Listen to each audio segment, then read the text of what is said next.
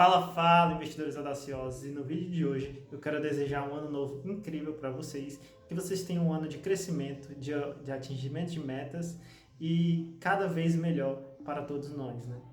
E nesse vídeo eu já quero apresentar um projeto novo que eu estou iniciando, que eu me inspirei no perfil do Twitter, que se chama Explica Bitcoin, em que esse perfil ele traduz e posta alguns artigos sobre Bitcoin e de outros locais, de outros países.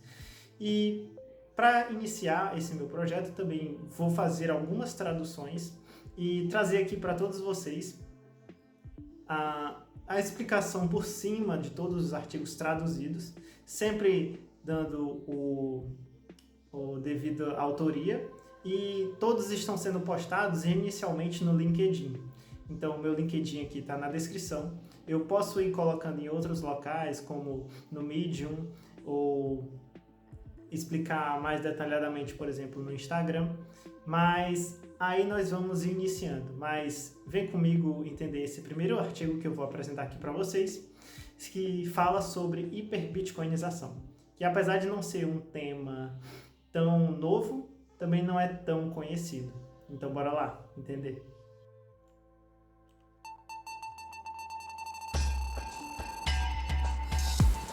Antes de tudo, quero agradecer a todos por estarem acompanhando o canal e estarem voltando nesse ano que terá muitos projetos novos, e quero contar com o apoio de vocês, sempre deixando seu like, se inscrevendo caso você goste, compartilhando o vídeo e cada vez mais atingindo pessoas com esse conteúdo que eu sempre tento trazer com a maior qualidade possível. Mas indo direto ao assunto, nós vamos falar sobre hiperbitcoinização. Primeiramente, eu vou aqui apresentar para vocês um pouco de como está o artigo inicialmente e como eu estou estruturando ele. Caso vocês vejam algum tipo de erro, algum tipo de detalhe que vocês achem que pode melhorar, me diga na descrição para que eu sempre tenha um feedback para cada vez melhorar esse conteúdo para vocês. Aqui é o artigo. Eu coloquei ele no LinkedIn primeiro, tá na descrição. Esse é o meu perfil pessoal do LinkedIn, que eu vou utilizar para publicar e sempre estar compartilhando com vocês. E sempre dividindo tudo e sempre dando a devida autoria.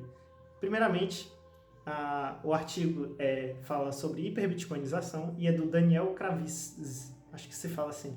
E ele é antigo, ele é de 2014, então traz um termo que não é muito conhecido e que também é bem interessante falar sobre esse tema. Vamos lá para o tema, né?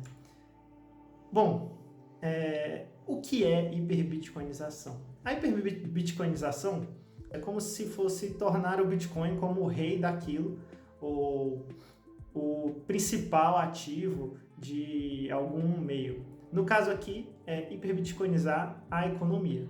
Utilizar todos os ativos lastreados ou precificados em Bitcoin. Primeiramente, precisamos entender um termo que se chama desmonetização. As trocas elas seriam mudadas, ou seja, o ativo que seria utilizado não seria mais a moeda corrente, e sim trocada por outro bem, outro ativo que seria o Bitcoin. E muitas vezes pode ser comparado com a hiperinflação, mas como se fosse um sentido oposto. Porque para entendermos a hiperinflação, precisamos entender a inflação. O que é a inflação? A inflação é a expansão monetária do dinheiro, ou seja, a oferta monetária crescendo. Mais pessoas têm acesso ao dinheiro e esse dinheiro em si ele fica mais barato, porque de acordo com a lei da oferta e da demanda, se você tem mais de um produto, mas não tem a mesma demanda, o preço desse produto tende a cair. Então, o dinheiro perde valor. E eu acho que eu já comentei em algum dos meus vídeos anteriores. Caso eu tenha comentado, eu vou deixar aqui no card, caso você queira entender mais detalhadamente. Mas isso faz com que, a longo prazo, o preço do dinheiro, o valor do dinheiro, sempre caia. No caso do real, por exemplo, com a inflação desde 1994, já perdemos mais de 86% do poder de compra. E a hiperinflação seria algo que ocorre mais descontroladamente, em que o dinheiro está sendo inflacionado tão rapidamente que a inflação ela se torna descontrolada.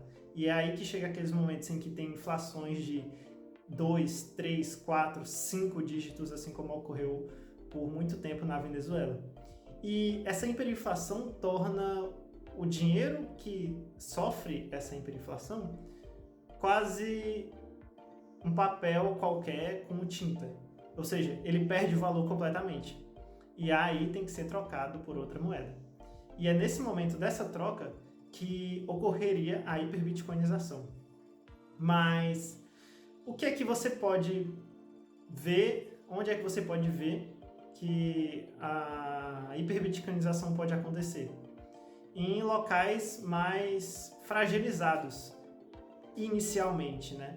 Para depois acontecer em outros locais menos fragilizados para uma troca de uma moeda mais fraca, que é uma moeda inflacionária, como o real, o dólar, o bolívar do venezuelano, no caso, ou qualquer outra moeda emitida por um banco central.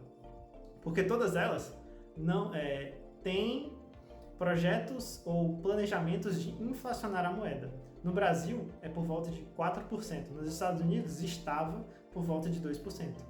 Mas sempre sabemos que o governo muitas vezes não cumpre essa meta. E como é que funciona geralmente a hiperinflação? A tendência é que o governo ele tenha um planejamento de inflação ou de gerar inflação, e quando essa inflação ela começa a crescer muito, a população ela tende a antecipar esse crescimento dos preços, ou, encarando de outra forma, a queda do valor do dinheiro. Dessa forma, a população ela antecipa, mas o governo, para que essa antecipação não afete negativamente o governo, com essa impressão, ele tende a mudar a política para que se torne praticamente imprevisível a inflação em si. E é aí que começa casos de hiperinflação e o dinheiro começa a perder valor muito mais rápido do que o normal. E dessa forma, seria nesse momento de troca em que, por exemplo, como ocorreu no Brasil com o Cruzeiro Real para o Real, de outras moedas, a troca de outras moedas, geralmente ela sempre ocorre por meio do Banco Central trocando o nome, ou cortando zeros, ou tentando mudar o nome, mas não diferenciando suas características principais. Pois, de qualquer forma, mesmo que você mude o nome, a política monetária continua a mesma. Se você não troca a política monetária, o dinheiro sempre vai tender a perder o valor. Assim como ocorreu no Brasil diversas vezes em que não existia um controle muito rígido da política monetária e que o Brasil sofreu diversas vezes de hiperinflação, em que teve que trocar diversas vezes de moeda. Então, dessa forma, a troca geralmente é feita por bancos centrais, mas atualmente você tem ativos fortes como o Bitcoin e outras criptomoedas com suas características, mas principalmente o Bitcoin, pelas suas regras mais rígidas, pelo seu tempo de existência e por suas características mesmo, ele é mais utilizável como moeda e mais garantido de sempre estar em desenvolvimento. E a troca do dinheiro seria feita não para outro dinheiro emitido por Banco Central, mas sim pelo Bitcoin. Ou seja, ao invés do Banco Central emitir ou criar outra moeda, seria utilizado o Bitcoin. Claro, é difícil isso acontecer em países maiores ou até mesmo menores, médios ali. Geralmente vai ocorrer principalmente em países bem menores, como El Salvador, em que já dependia do dólar para ter as trocas dentro do país. É mais fácil você adotar o Bitcoin como moeda, já que você não tem um banco central que controla a sua política monetária. Mas a tendência é sempre do o dinheiro que será adotado sempre tende a ser o mais forte, como ocorria até a época do padrão ouro, em que após a quebra do tratado que estabelecia o padrão ouro, as pessoas foram obrigadas a não utilizar mais o ouro como moeda de troca, e sim o dólar, sem o lastro, no caso. Então, dessa forma, a hiperbitcoinização ela se torna real, mas não necessariamente muito rápida, apesar de que ela pode ser adotada de forma mais ágil do que nós pensamos, mas não será algo tão bem-vindo, principalmente para países maiores, em que a moeda ela é seu principal poder político. E você? O que você acha? Você acha que a hiperbitcoinização vai acontecer quando? Você acha que vai acontecer? Você acha que vai demorar muito mais, a gente não vai estar vivo? Ou você acha que vai ser bem mais rápido, nos próximos 10 anos já estaremos hiperbitcoinizados? Deixa aqui nos comentários. Até mais. Valeu!